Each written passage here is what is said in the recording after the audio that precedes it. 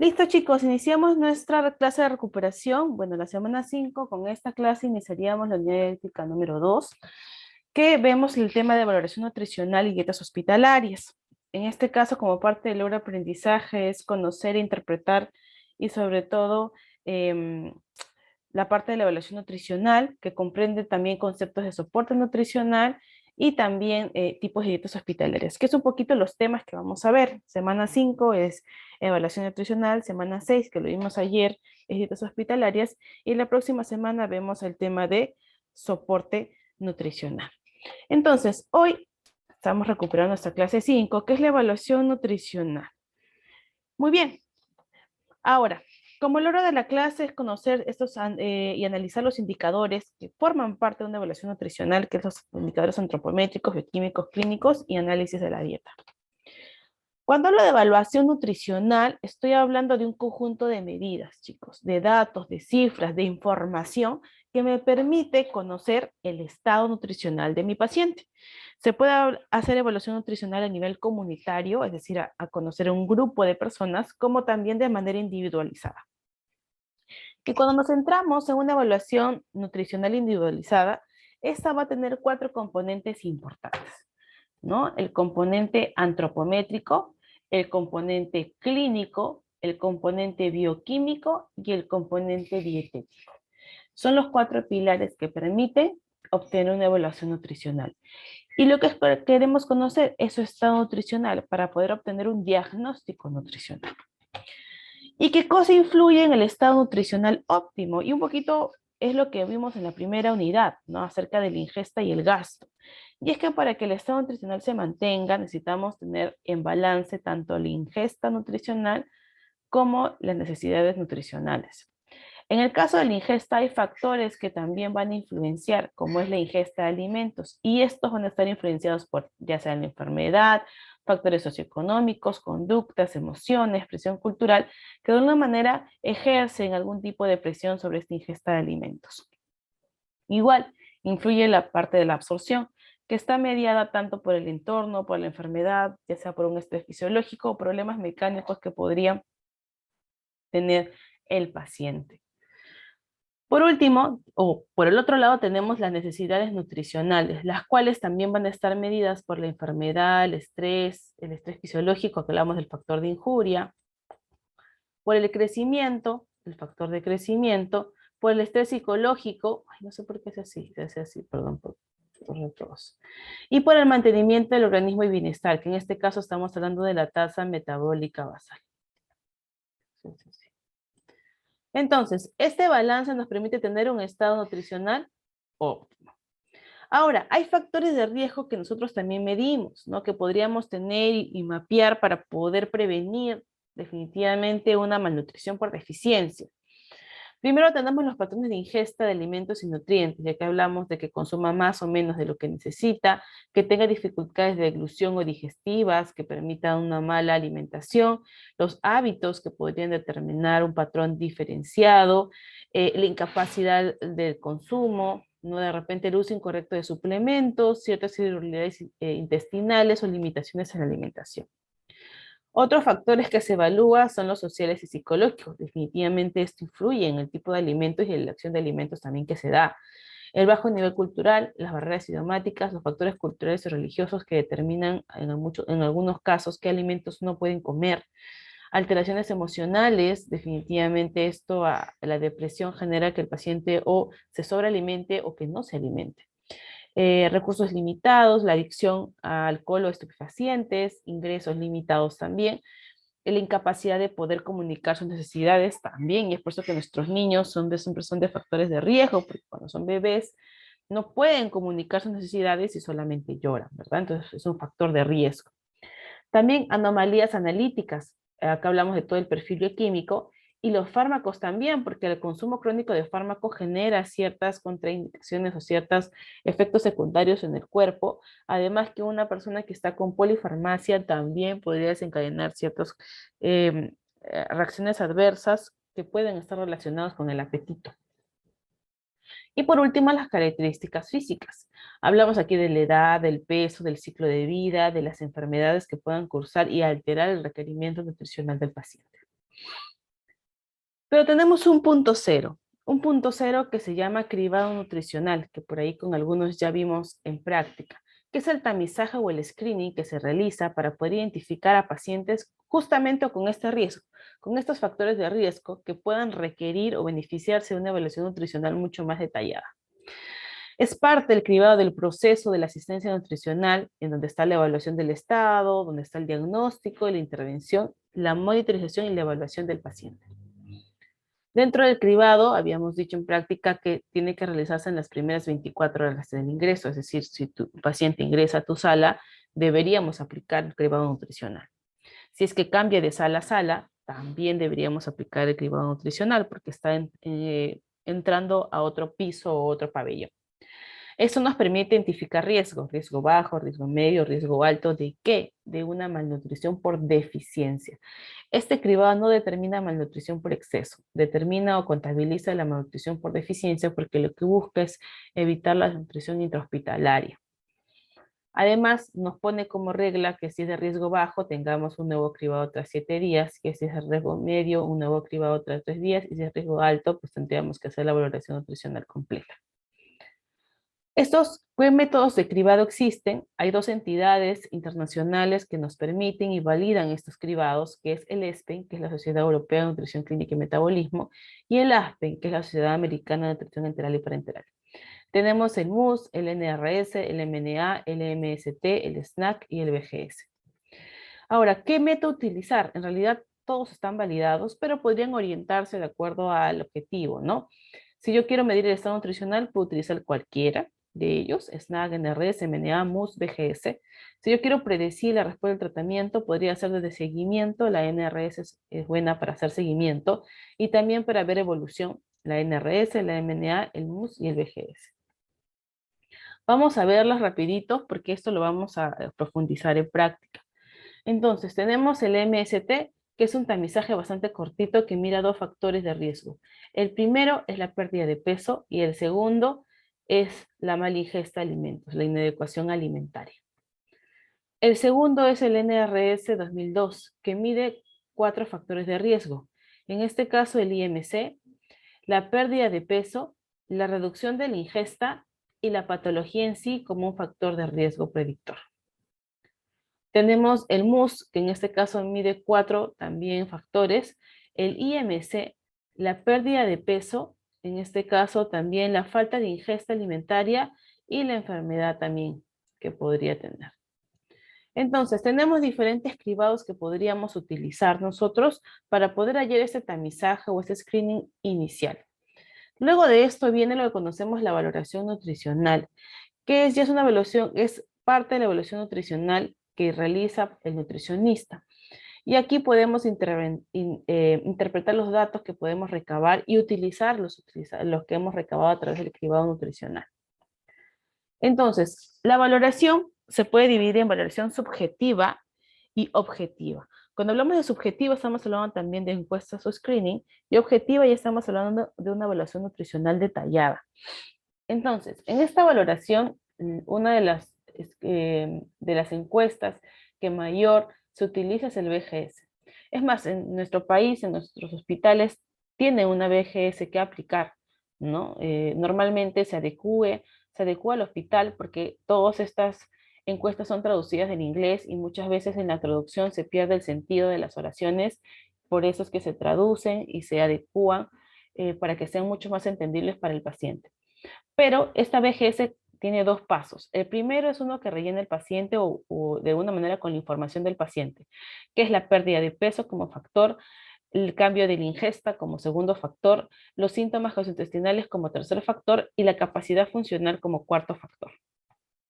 Luego viene otro formulario que lo rellena el profesional de salud, en donde mire la enfermedad como factor y el requerimiento nutricional elevado, la demanda metabólica como otro factor, es decir, el estrés metabólico, y hay una pequeña evaluación física que determina también los factores de riesgo.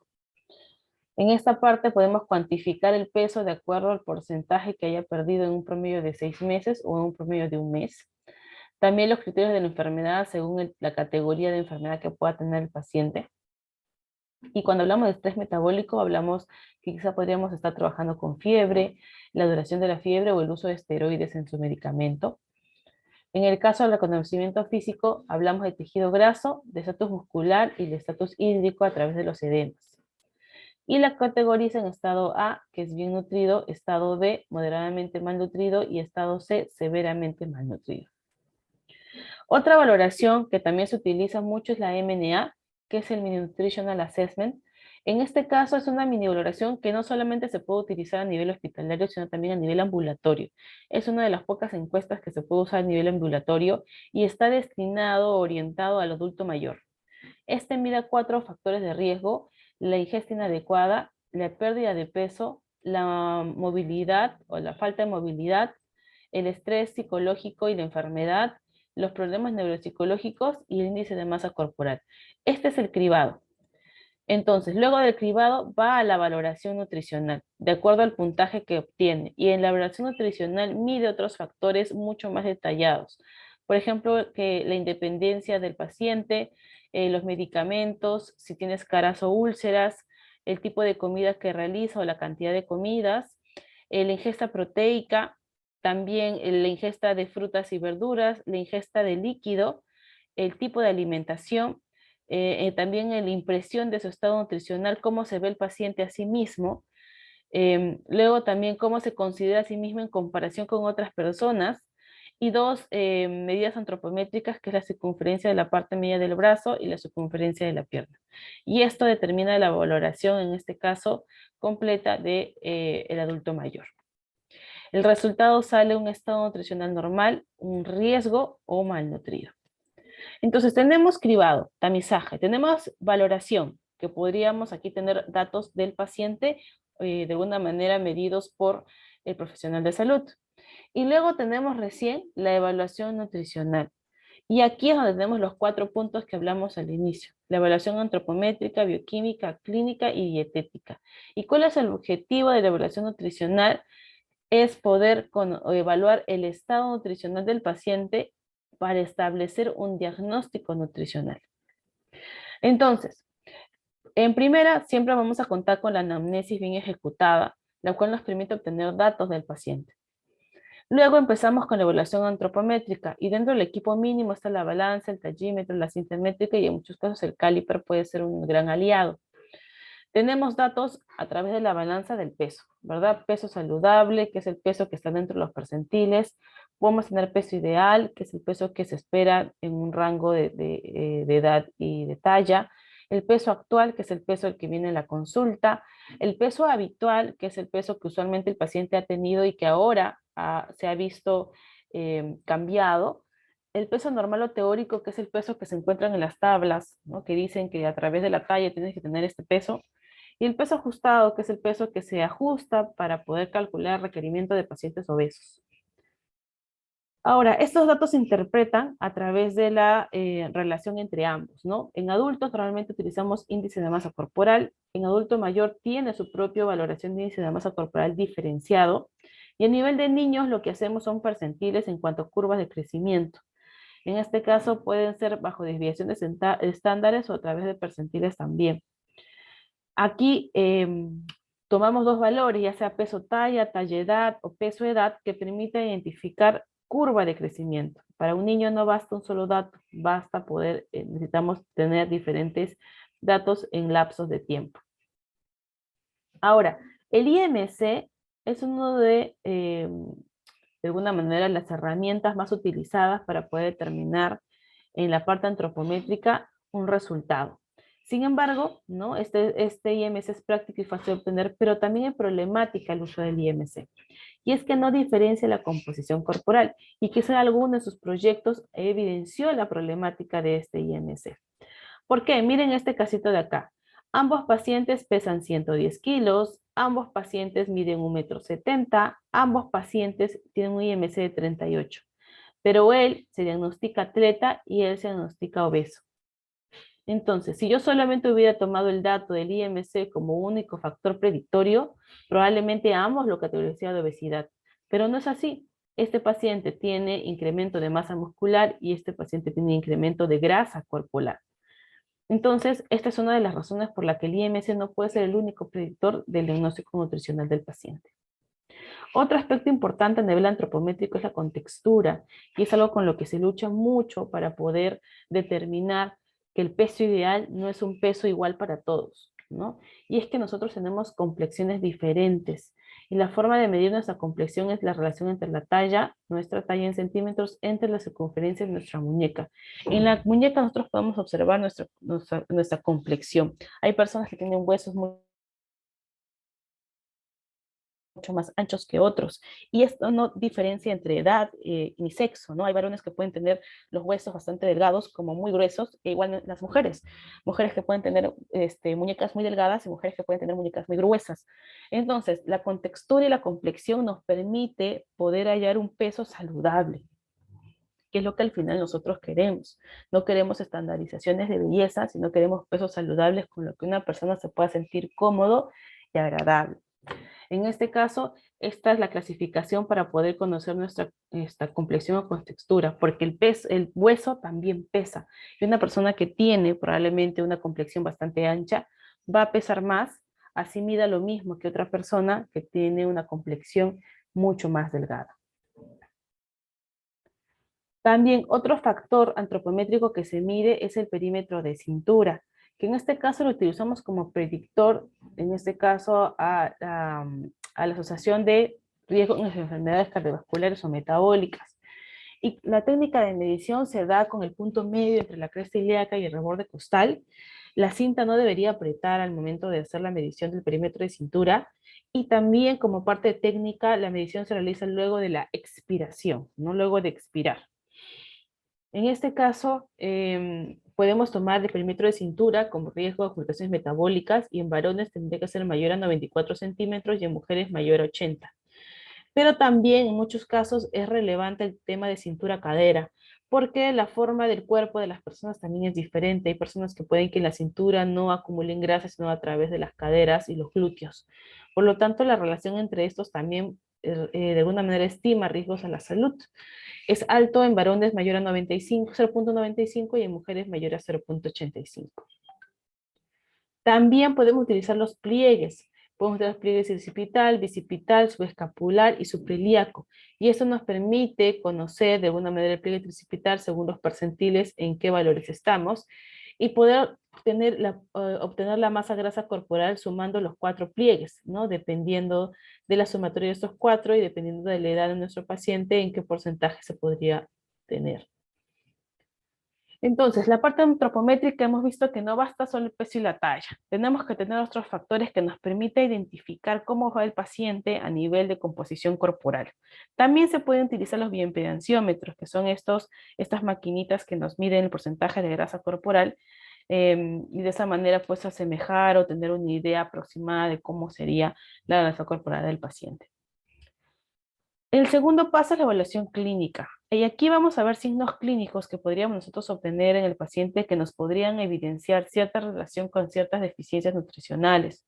Claro, puede tener deficiencias nutricionales o deficiencias de otras cosas, o ser parte de factores de la patología que está afectando, ¿no? Pero la idea es poder identificarlos.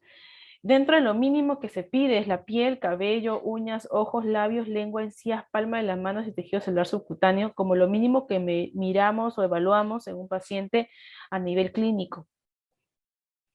Nosotros nutricionistas no somos tan invasivos en muchos casos, el médico sí, y es por eso que también les he puesto estos apéndices que nos mide de acuerdo al sistema, ¿no? Nos dice qué hallazgos podríamos considerar anómalos a nivel de cara, ojos, nariz, labios, lengua, y qué posibles conexiones nutricionales y metabólicas podrían estar relacionadas a estos hallazgos anómalos en cada sistema. También ejemplos no nutricionales, porque no siempre algún signo o síntoma tiene que ver con alguna deficiencia nutricional, pero puede que sí, y es importante analizarlas, ¿no? Dentro de las más claras, por ejemplo, está a nivel de la cara, como es la parte de la definición o palidez, o a nivel de los labios, por ejemplo, las grietas, que podrían estar relacionadas a ciertas deficiencias de riboflavina, que es vitamina B, ¿no? A nivel de la lengua también. Encías, por ejemplo, dientes, A nivel de cardiopulmonar, por ejemplo, también podría estar relacionado a ciertas carencias nutricionales, sobre todo de micronutrientes. A nivel de riñón, a través de la diuresis, por ejemplo, o a nivel del sistema nervioso, con ciertos reflejos que podrían estar como hallazgos anómalos, podrían estar teniendo posibles conexiones nutricionales. Otros valores que se halla es la evaluación bioquímica también. Y dentro de los valores de referencia, normalmente utilizamos la glucosa, la albúmina y el BUN en muchos pacientes, sobre todo renales, que nos permiten trazar este residuo de nitrógeno en el paciente, ¿no? También el tema del colesterol y triglicéridos como factores del perfil lipídico. A nivel de hemograma completo también, la hemoglobina, otros valores que pueden estar relacionados a ciertas deficiencias nutricionales. Y a nivel de orina también utilizamos poder ver las proteínas en orina o sangre o de repente en glucosa o ciertos indicadores que nos permiten determinar ciertas conexiones o probables fallas que pueden intervenir en el estado nutricional del paciente. Y por último tenemos la evaluación dietética, que es un cachito de lo que hemos hecho en la parte de la unidad número 1, en donde lo que buscamos es poder ver cómo el paciente está comiendo. Y para esto hay tres formas: registro directo, estimación de ingesta o disponibilidad de los alimentos. En el caso de registro directo es pesar directamente los alimentos, en la estimación de la ingesta a través de encuestas, y en la disponibilidad de alimentos a través de hojas de balance, encuestas, presupuestos. Hay ventajas y desventajas referente a estos tipos de métodos de evaluación. El registro de consumo definitivamente es mucho más exacto, ¿no? Es útil para calcular y determinar al 100% la ingesta de nutrientes del paciente. Pero es inconveniente porque demanda la participación activa del sujeto, el de poder anotar exactamente lo que está comiendo, ¿no? Y de alguna manera, pues, parte del inconveniente también es que podría llegar a mentir. La pesada directa aquí es un método más exacto aún, ¿no? Porque el paciente de alguna manera pesa los alimentos que come y pesa lo que desecha. Entonces ahí podríamos ver adecuación alimentaria y podríamos ver exactamente el gramaje que el paciente consume. Pero el inconveniente es que es impráctico, ¿no? Necesitan una persona capacitada con el paciente en todo momento. Luego está el recordatorio de 24 horas, que es un poquito lo que hicimos en la unidad número 1 de manera empírica, que es preguntar al sujeto sobre su ingesta en un lapso de 24 horas, ¿no? La ventaja es que es sencilla de aplicar y conocemos un poquito más sobre sus hábitos alimentarios, pero el inconveniente es que probablemente es lo que vimos en el número 1, no siempre va a reflejar el consumo del día habitual, por lo tanto hay siempre un margen de error. Luego está la frecuencia de consumo de alimentos, que también es una encuesta que es muy fácil de aplicar y nos ayuda a conocer los hábitos alimentarios. Y el inconveniente es que es una información cualitativa. Y luego está el consumo usual, ¿no? Este consumo usual tiene la ventaja de establecer patrones alimentarios y el inconveniente es que requerimos entrevistadores entrenados porque el paciente puede de alguna manera divagar en lo que está diciendo o ya irse por la tangente. Entonces lo que buscamos es que el entrevistador obtenga la información necesaria en un lapso de tiempo determinado. ¿Qué es lo que más utilizamos nosotros? Estos tres: recordatorio de 24 horas, frecuencia de consumo y consumo usual. Normalmente mezclamos estos tres métodos para obtener tres informaciones de diferentes métodos dietéticos que nos permitan dar una evaluación mucho más fidedigna, ¿no? Este, por ejemplo, es el cuadro del listado de alimentos. Por ejemplo, este es el cuadro que se utiliza para frecuencia de alimentos. Estos alimentos es una lista, tú podrías cambiarlos. ¿Por qué? Porque va a depender del grupo etario, que podría yo cambiar ese tipo de alimentos que yo quiero indagar. Luego viene la frecuencia, luego la cantidad por vez, luego la cantidad por toma en el día y la observación. Damos un ejemplo con lácteos. Yo te puedo decir que consumo lácteos a diario. Perfecto, diario. Cantidad por vez, yo consumo 2 veces al día, perdón. Cantidad por vez, yo consumo una taza, normalmente, una taza de leche. 2 veces al día, en la mañana y en la noche. ¿Y qué observación podría dar? Ah, yo solo consumo sin lactosa. Ay, no sé por qué se pone así. Yo solo consumo sin lactosa. Ok. Entonces puede ser frecuencia diaria, cantidad una taza, 2 veces al día, y la observación es sin lactosa. Y así con cada alimento, preguntarle, ¿no? Para poder conocer un poquito acerca de sus patrones alimentarios. Luego tenemos el formulario de 24 horas, que en este caso es lo que ustedes hicieron empíricamente en la unidad número 1, ¿no? Tienen que poner la hora en que el paciente consume los alimentos, la minuta, que por ejemplo yo consumí, ay, otra vuelta, chicos, ya. Por ejemplo, comí yo a la 1 p.m. ¿Qué comí? Arroz con pollo, imaginemos, arroz con pollo, listo. Ingredientes, pollo, arveja, arroz, zanahoria, no sé, toda la lista de ingredientes. La cantidad de medidas caseras, una presa, media taza, lo que ustedes ya saben. Y la cantidad en gramos, si es que ya lo tenemos nosotros, o si es que el paciente en realidad no sabía la taza, pero sí sabía cuánto pesaba. Entonces, este cuadro, ya con esto vamos al siguiente nivel, que ustedes ya lo saben hacer, que es calcular, ¿no? Es calcular a través de las tablas de composición de alimentos. Y listo. Entonces, todos estos pasos que hemos hecho es parte del proceso de la asistencia nutricional, que es conocida como PAN, en donde iniciamos del punto cero, que es el cribado nutricional y derivación. Luego pasa a la valoración y reevaluación nutricional, que determina un diagnóstico nutricional que permite conocer y trabajar una intervención nutricional con el paciente, el cual va a tener un control y evaluación de los objetivos, y esto permite otra vuelta a valorar y así hacer el círculo de la asistencia nutricional.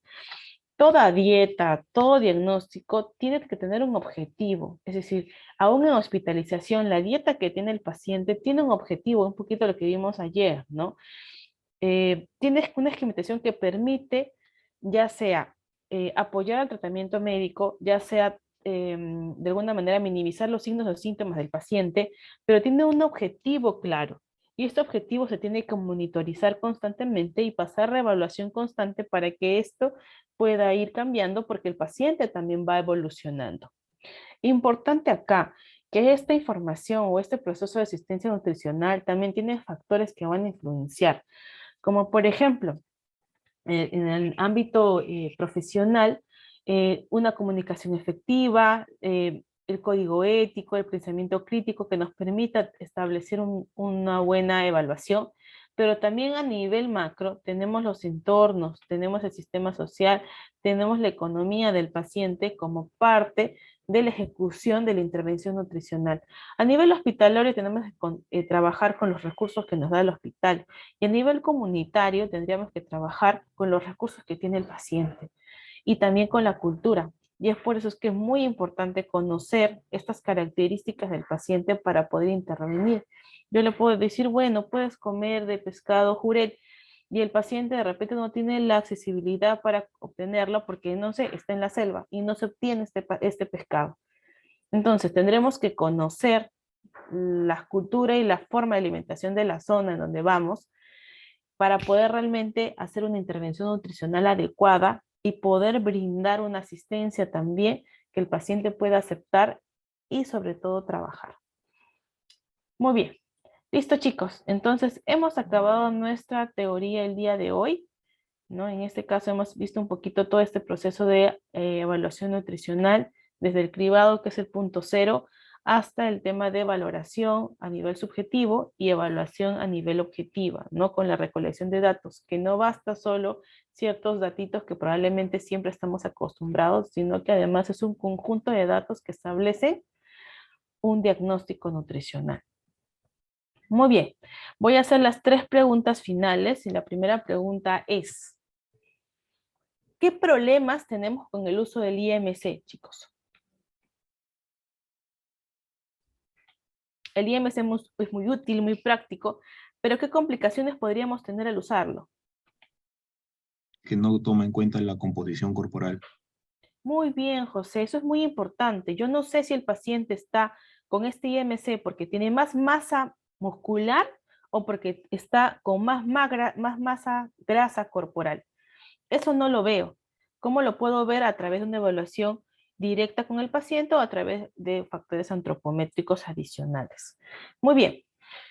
Otra preguntita para ustedes, chicos. En este caso, ¿cuál es el objetivo, ¿no? ¿Cuál es el objetivo de una evaluación nutricional?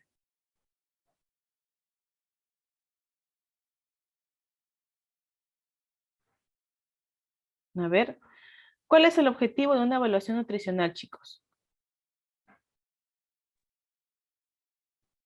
Sería el poder brindar un diagnóstico nutricional. Ok, muy bien, Edber.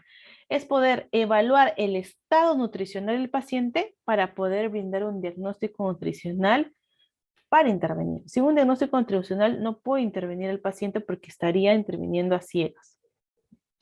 Muy bien.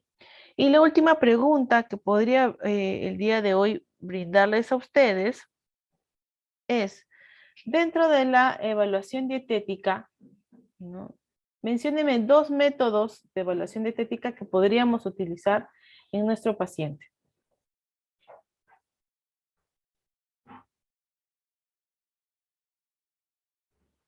A ver, ¿qué 2 métodos que de repente ustedes usaron a nivel de la unidad número 1 se pueden utilizar para poder recabar la información de cómo está comiendo el paciente?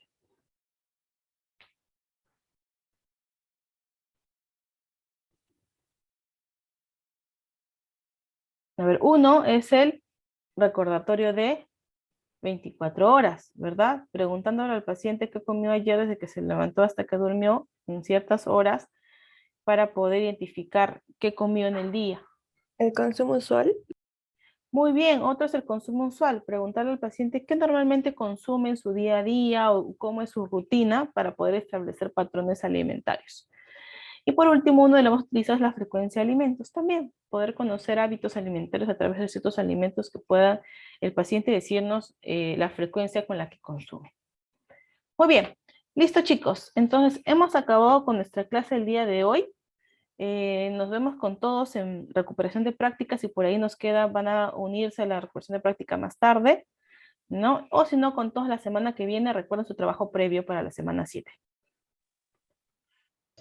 Profesor, disculpe, yo soy de teoría de recuperación. Ok, perfecto. Muy bien, Oscar. A ver, un ratito voy a apuntar los apellidos. Tenemos a Guevara, Tanaka, Chauca, López. Doctora Chauca Vela también, por favor.